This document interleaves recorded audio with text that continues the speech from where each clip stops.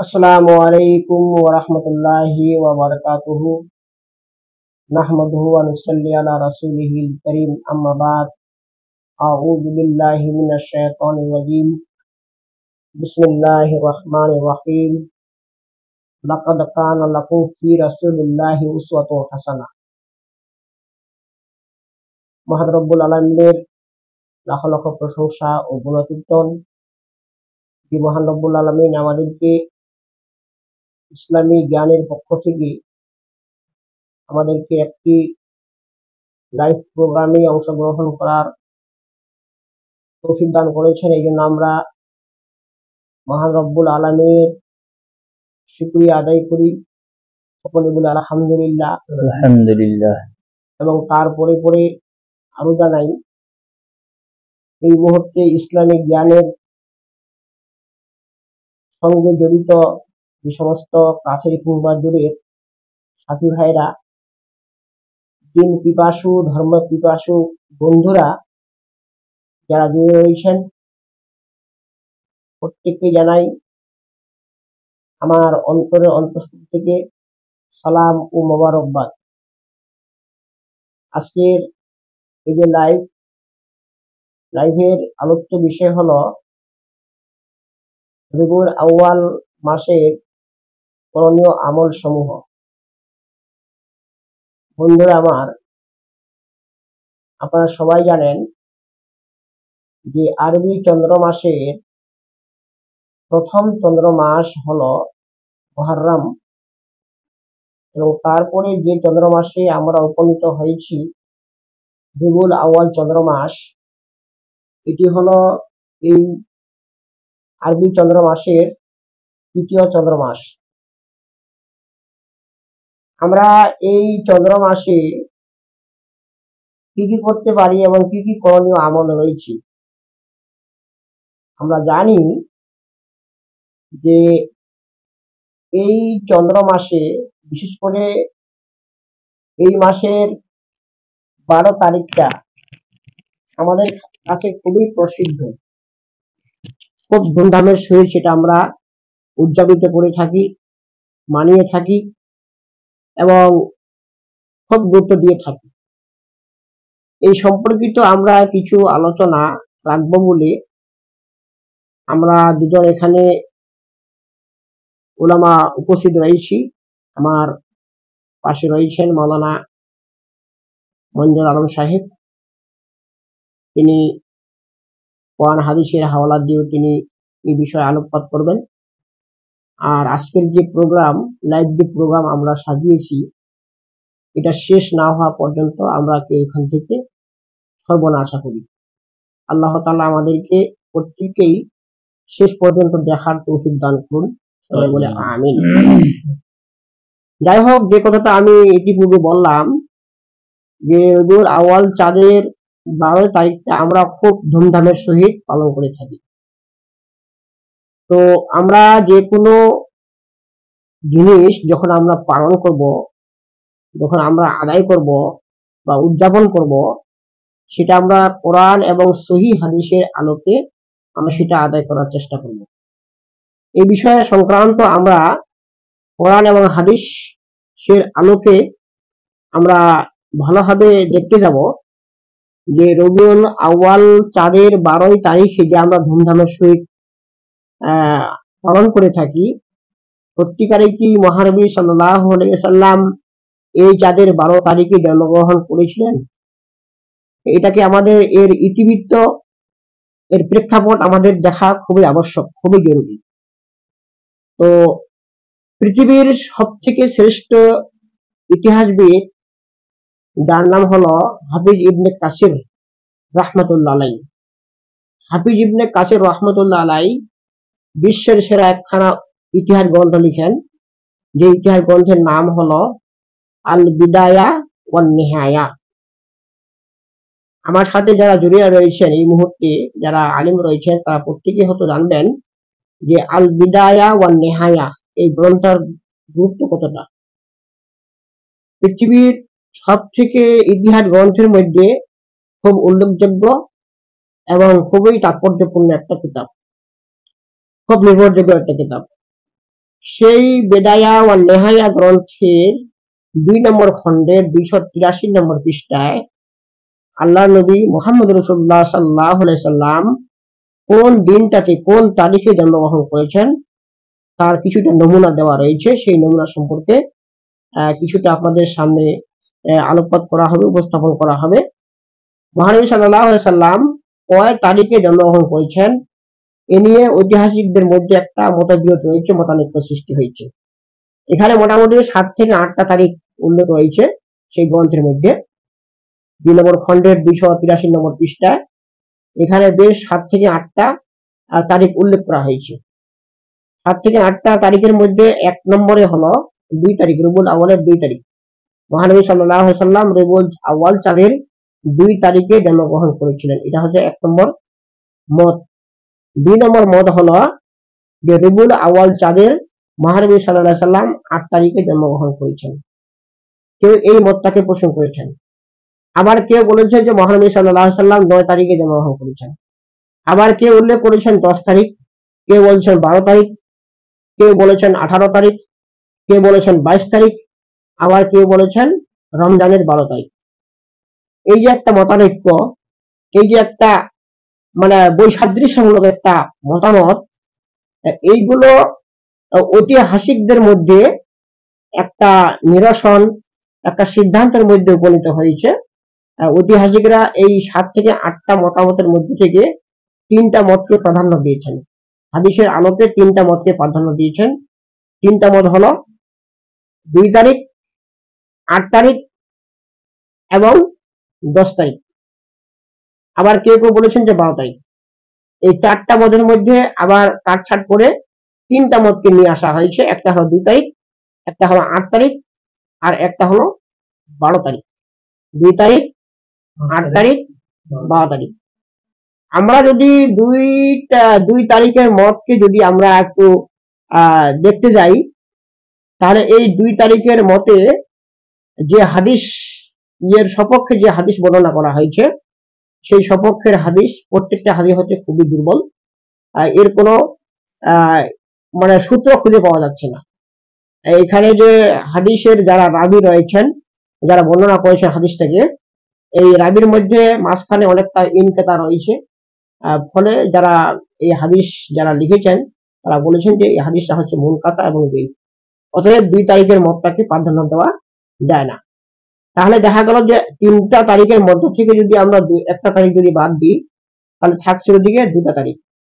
একটা হলো 8 তারিখ আর আরেকটা হলো 12 তারিখ। 8 তারিখটা সেই হাদিসের অনুযায়ী এই 8 তারিখটা হচ্ছে খুবই গ্রহণযোগ্য এবং খুবই বিশ্বস্ত।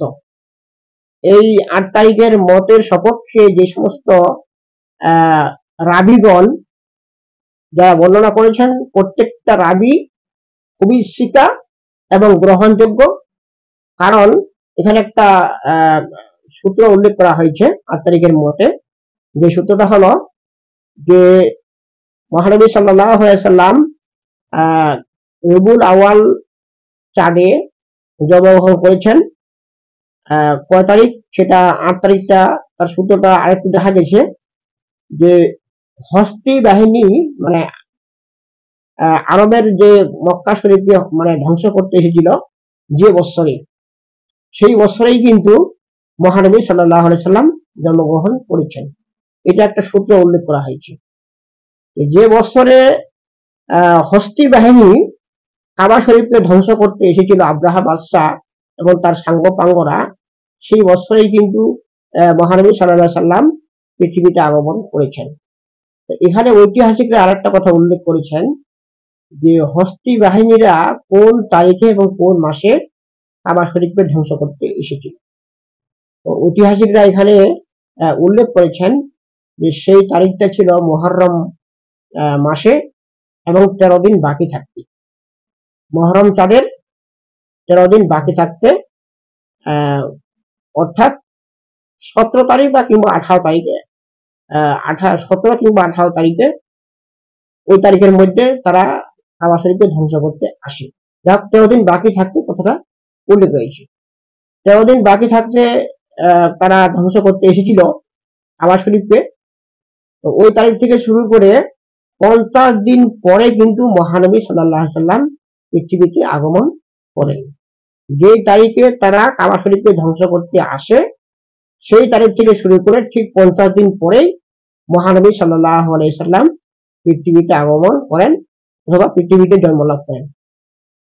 ঐতিহাসিকরা এখানে একটা আহ যোগ করে একটা হিসাব মিলিয়ে তিনি রবিউল আউয়াল চাঁদের 12 তারিখটাকে তারা উল্লেখ করেছেন, যে তারা রবিউল আউয়াল চাঁদের 12 তারিখটাকে উল্লেখ করেছেন যে 50 দিন যদি হয় তাহলে রবিউল আউয়াল চাঁদের 12 তারিখে পড়ছে, আর সেই তারিখে তিনি জন্মগ্রহণ করেছিলেন। আর 12 তারিখ যেটা উল্লেখ করা হয়েছে, যে 12 তারিখটা হচ্ছে খুবই প্রসিদ্ধ। পৃথিবীর আমরা সবাই জানি যে মনে হয় মহানবী সাল্লাল্লাহু আলাইহি সাল্লাম 12 তারিখেই জন্মগ্রহণ করেছেন, এবং 12 তারিখে আবার এই মাসের ঠিক 12 তারিখে তিনি দুনিয়া থেকে ইন্তেকাল করেছেন।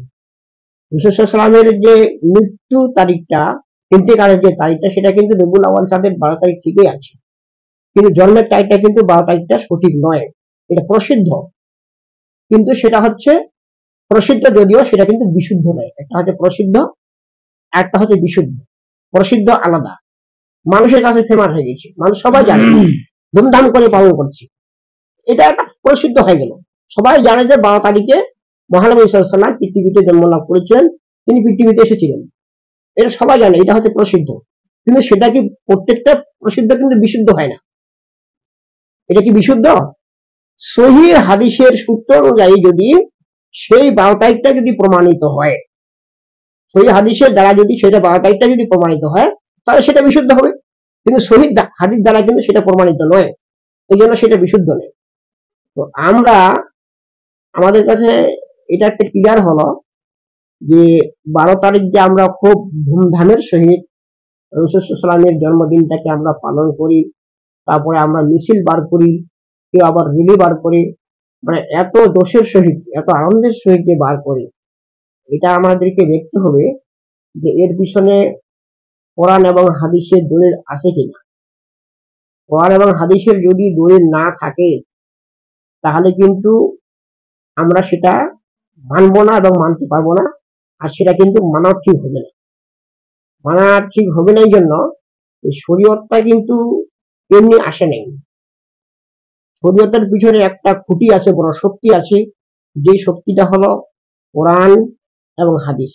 মহানবী সাল্লাল্লাহু আলাইহি সাল্লাম তার গোটা জীবনে যেটা করেছেন, যেটা বলেছেন, তিনার উপস্থিতিতে সাহাবারা কিছু করেছেন, আল্লাহ নবী সাল্লাল্লাহু আলাইহি সাল্লাম কিছু বলেননি, মৌন সমর্থন করেছেন, এটা হচ্ছে হাদিস।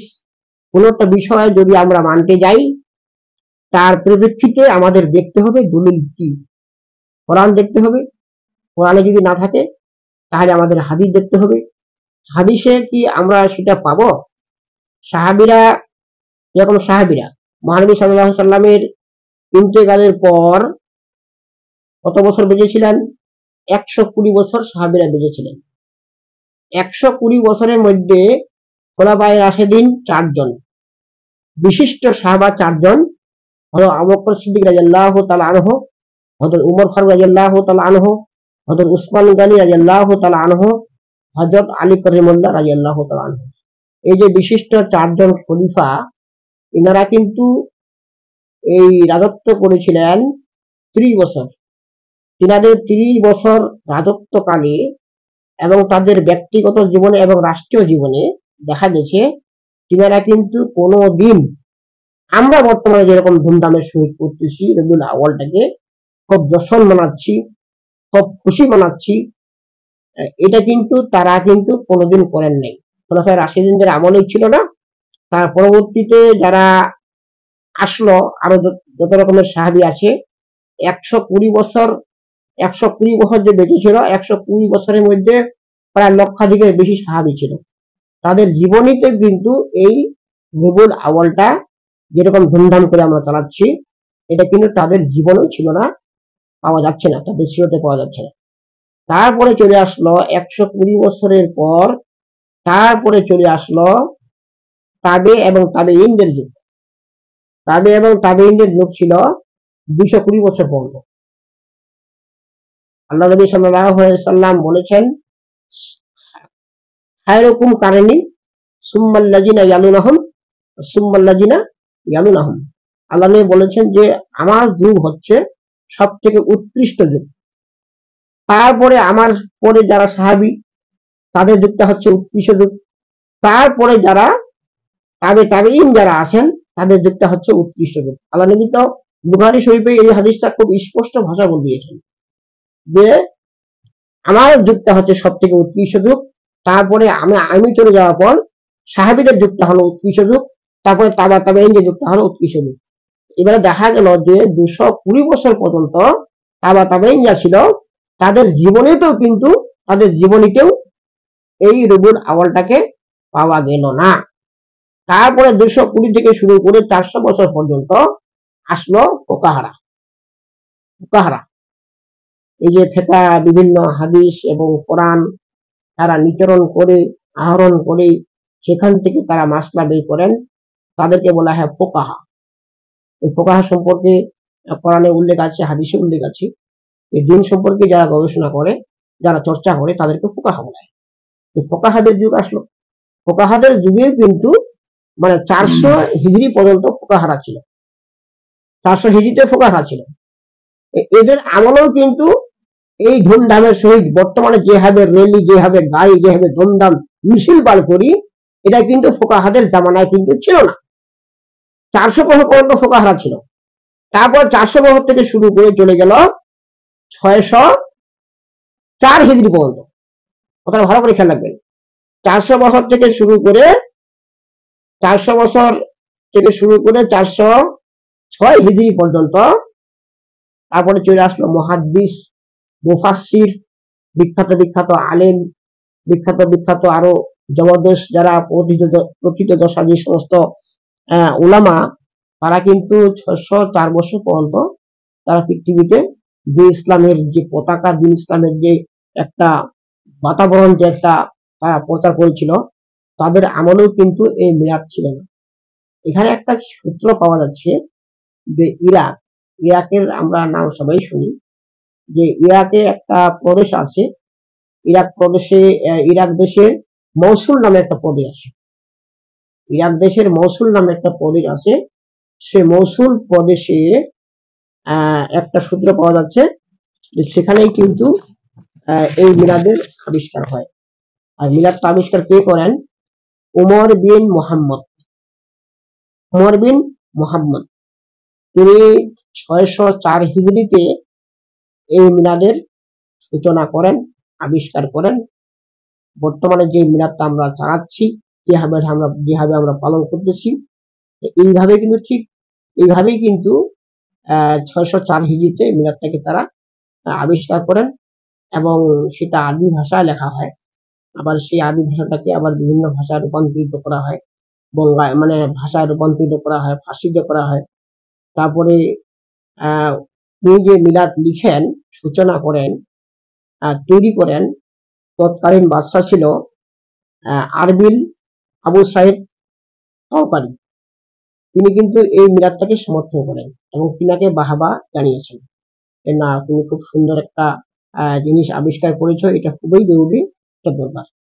তো এই যে মিলাদের একটা আবিষ্কার, এই যে উমর বিন মুহাম্মদ এই যে আবিষ্কার করলেন, তো তৎকালীন যুগে বিখ্যাত সেখানে আরবের কিন্তু ইরাকের ওলামারা ছিল, দুজন বিশিষ্ট ওলামা কিন্তু বিরোধী করেছিল যে আপনি যে মিলাদের আবিষ্কার করলেন, আপনি উমর বিন মুহাম্মদ, আপনি যে মিলাদের আবিষ্কার করলেন, আপনি কোনো মুহাক্কিক নয়, আপনি কোনো ফকিও নয়, আপনি মুফাসসিরও নয়, কোনো মুহাদ্দিসও নয়। তার বিরোধিতা করা হয়েছিল যে আপনি এই মিলাদটাকে কি করে আবিষ্কার করলেন। অথচ কিন্তু বাদশার যে পৃষ্ঠপোষকে তিনি সেখানে সিলদার পান, সেখানে তিনি তার রাজপ্রাসাদে তাকে সেখানে বসানো হয়েছিল, তাকে বাহবা দেওয়া হয়েছিল, তাকে পুরস্কারও করা হয়েছিল। এই সত্যিকারে একজন এরকম লোকের দরকার যেটা আমরা করব। সেই যে মিলাদের সূত্র 604 হিজরিতে যে আবিষ্কার করা হলো, তার সূত্র ধরে কিন্তু আজ পর্যন্ত কিন্তু সেটা চলে আসছে। এটা কিন্তু আমি যখন ছোট ছিলাম, আমি বাবার সাথে সেই মিলাদ এত সুন্দর, মানে একসাথে আমরা সেটাকে পালন করতাম এবং বলতাম যে এটা মনে হয় করতে হবে। আর সেই মিলাদের বইগুলো রচনা হতো, সে উর্দুতে সেই বইগুলো রচনা করা হতো, সেইগুলো আমরা পাঠ করে মুন্সিগুলো গ্রামে গঞ্জে এগুলো শোনাতো। সেই মিলাদের কিন্তু প্রচলন এখনো পর্যন্ত আছে। এটা আমরা যদিও বলে আসছি যে এটা হাদিস পড়ে নাই, এটা করা ঠিক হবে না, এটা নাজাইজ বা এটা বেদাত, কিন্তু এটা তো কেউ মানছে না। একটা এখানে একটা হাদিস আছে, সিয়াসিত্তা কিতাবের একটা নির্ভরযোগ্য হাদিস হচ্ছে, গ্রন্থ হলো যার নাম হচ্ছে আহ সহি আবুদা শরীফ। সহি আবুদা শরীফের 635 নম্বর খণ্ডে বলা হয়েছে যে, ছয়শ পৃষ্ঠা বলা হয়েছে, 635 নম্বর পৃষ্ঠা এখানে বলা হয়েছে যে ফাইন খায়রাল হাদিসে কিতাবুল্লাহ ওয়া খায়রাল হাদি হাদি মুহাম্মাদিন সাল্লাল্লাহু আলাইহি সাল্লাম ওয়া শাররাল উমুরি মুহাদাসাতুহা। বলা হয় যে যে জিনিসটা শরীয়তের মধ্যে নাই সেটাকে যদি আমরা শরীয়ত মনে করি তাহলে সেটাই হচ্ছে শরীয়তের পরিভাষায় বেদাত। আর বেদাতটাই কিন্তু মানুষকে গুমরাহির পথ দেখাবে, এই গুমরাহিটা কিন্তু মানুষকে পথভ্রষ্ট করবে, আর সেই পথভ্রষ্ট করে কিন্তু মানুষকে জাহান্নামে নিয়ে যাবে। এটাই হচ্ছে যেটা শরীয়তে নাই সেটা হচ্ছে বেদাত, আর বেদাতটাই কিন্তু মানুষকে জাহান্নামে নিয়ে যাবে। তো বুখারীর মধ্যে আরেকটা বলা হয়েছে, হাদিস বলা হয়েছে যে যারা বেদাতি ব্যক্তি তাদের কিন্তু কোনো আমল আল্লাহর দরবারে কবুল করা হয় না, সুন্নত কবুল করা হয় না, ওয়াজিবও কবুল করা হয় না, এবং ফরজও কবুল করা হয় না। তাহলে এখানে যেহেতু এটা নাই, মিলাদের বা কিংবা রবিউল আউয়াল যেভাবে আমরা ধুমধাম পালন করতেছি ধুমধাম ভাবে, তো এটা যেহেতু হাদিস কোরআনে পাওয়া যাচ্ছে না, এখানে প্রশ্ন হতে পারে যে তাহলে আমরা সেদিন কি পালন করব। এটা কিন্তু একটা বিষয়, মানুষের কিন্তু মনের মধ্যে একটা প্রশ্ন থাকতে পারে। হ্যাঁ, এটা একটা লজিক্যাল প্রশ্ন যে আমরা সেদিন কি পালন করবো। তো মহানবী সাল্লাল্লাহু আলাইহি সাল্লামকে কিন্তু সাহাবারা প্রশ্ন করেন যে ইয়া রাসূলুল্লাহ, আপনি তো সোমবারের দিন বেশি বেশি করে রোজা রাখেন, তো সোমবার দিন বেশি বেশি করে রোজা রাখার আপনার তাৎপর্য কি, তার ব্যাখ্যা কি, আপনি কেন রোজা রাখছেন? তো মহানবী সাল্লাল্লাহু আলাইহি সাল্লাম উত্তরে বলেছিলেন, যার উত্তরটা সহিহ মুসলিম শরীফের 368 নম্বর পৃষ্ঠা বলা হয়েছে এখানে, যে আমরা রবিউল আউয়াল চাঁদে বা সোমবারের দিন, এটা উল্লেখ আছে যে আল্লাহ নবী সোমবার দিন জন্মগ্রহণ করেছেন, এটা হাদিস দ্বারা প্রমাণিত। এই হাদিসের প্রতি ফলো করে আল্লাহ নবী লক্ষ্য করে কিন্তু সেদিন রোজা রাখেন। তো এই যে রোজা রাখতেন আল্লাহ নবী, তো সাহাবীরা প্রশ্ন করেছে ইয়া রাসূলুল্লাহ, সুইলা আন সাওমিল ইসলামি ওয়া কানা যালিকা ইয়ামিন ওয়ালাদতু ফীহি ওয়া জালু বিস্তু আও উনজিলা আলাইয়া ফীহিল কুরআন। বলা হয়েছে যে মহানবী সাল্লাল্লাহু আলাইহি সাল্লামকে এখানে মুসলিম শরীফের 1 নম্বর খণ্ডে 368 নম্বর পৃষ্ঠা বলা হয়েছে, কি বলা হয়েছে যে মহানবী সাল্লাল্লাহু আলাইহি সাল্লামকে যখন সাহাবীরা প্রশ্ন করলেন ইয়া রাসূলুল্লাহ, আপনি সোমবার দিন রোজা রাখেন কেন? তো মহানবী সাল্লাল্লাহু আলাইহি সাল্লাম উত্তরে বলেছিলেন যে যালিকা ইয়ামিন ওয়ালাদতু ফীহি, আমি সেদিন জন্মগ্রহণ করেছি। সুবহানাল্লাহ বলি, সুবহানাল্লাহ। ইয়ামিন ওয়ালাদতু আও উনজিলা আলাইয়া ফীহি, বলা হয়েছে সেদিন আল্লাহ তাআলা আমাকে নবুয়ত দেন এবং সেদিনে কিন্তু কোরআন শরীফ নাযিল করেন। এটাই এই যে একটা হাদিস, এই হাদিস ছাড়া কিন্তু অন্য কোনো আর কিছু কোনো আমল আছে নাকি বা বিশেষ কোনো জিকির আছে নাকি, এরকম কোনো রেফারেন্স পাওয়া যায় না হাদিস কোরআনে। এটা হচ্ছে সহিহ মুসলিম শরীফের 368 নম্বর পৃষ্ঠা। আমরা যদি রাসূলের উম্মত বলে কেউ দাবি করি তাহলে কিন্তু আমরা সোমবার দিন রোজা রাখতে পারি। আর শুধু এই সোমবার দিন রোজাটা কিন্তু আল্লাহ নবী কিন্তু শুধু রবিউল আউয়াল চাঁদের 15 সোমবার দিন কিন্তু রাখেননি, তিনি প্রতি সোমবার দিন রোজা রাখতেন, প্রতি সোমবার এবং বৃহস্পতিবার। তো বৃহস্পতিবার রোজা রাখার তার তাৎপর্য আছে। তো সোমবারের তাৎপর্য হলো যে মহানবী সাল্লাল্লাহু আলাইহি ওয়াসাল্লাম বলেছিলেন যে আমি সেদিন জন্মগ্রহণ করেছি। আমরা যদি মিলাদ এর যারা শুভাকাঙ্ক্ষী, যারা আমরা মিলাদকে খুব যারা ধুমধাম করে পালন করতে যারা ইচ্ছুক, যারা যারা নবী প্রেমিক, আমাদের উচিত হবে যে প্রতি সোমবার রোজা রাখা। প্রতি সোমবার যদি আমরা রোজা রাখি তাহলে নিজেকে আমরা দাবি করতে পারবো, প্রমাণ করতে পারবো যে সত্যিকারে আমি একজন খাঁটি নবী প্রেমিক। আমাদের মধ্যে কোনো রোজা নাই, কোনো ইবাদত নাই, কোনো জিকির নাই। আমরা প্রতি সোমবারে যদি রোজা রাখি তাহলে প্রতি সোমবারে মিলাদ হবে এবং রাসূলকে মানা হবে। আমরা তো সেগুলো আমল করি না। আপনাদের মধ্যে দেখা গেল কি যে সারা বছর 12টা মাসের মধ্যে আপনি যদি প্রতি সোমবার রোজা রাখেন তাহলে তো অনেকগুলো দিন হবে, আপনি রোজা রাখেন না। এই যে একটা হাদিসের প্রমাণ, শুধু এটাই পাওয়া যাচ্ছে, বাকি আর কোনো প্রমাণ পাওয়া যাচ্ছে না। তো এই হলো আজকে মিলাদের সূচনা। তো মিলাদ উপলক্ষে আরো কিছু করণীয় আমল রয়েছে, যেগুলো আমার সামনে হাদিস আছে, সেই হাদিসের রেফারেন্স দিয়ে আমি পৃষ্ঠা নম্বর সহ এবং আহ, হাদিসের নাম্বার সহ কিন্তু সেটা আমি উল্লেখ করবো আশা করি। আমার সঙ্গে মৌলানা মুন্না সাহেব রয়েছেন, তিনি কিছু সম্বন্ধে কিছু আলোচনা রাখবেন।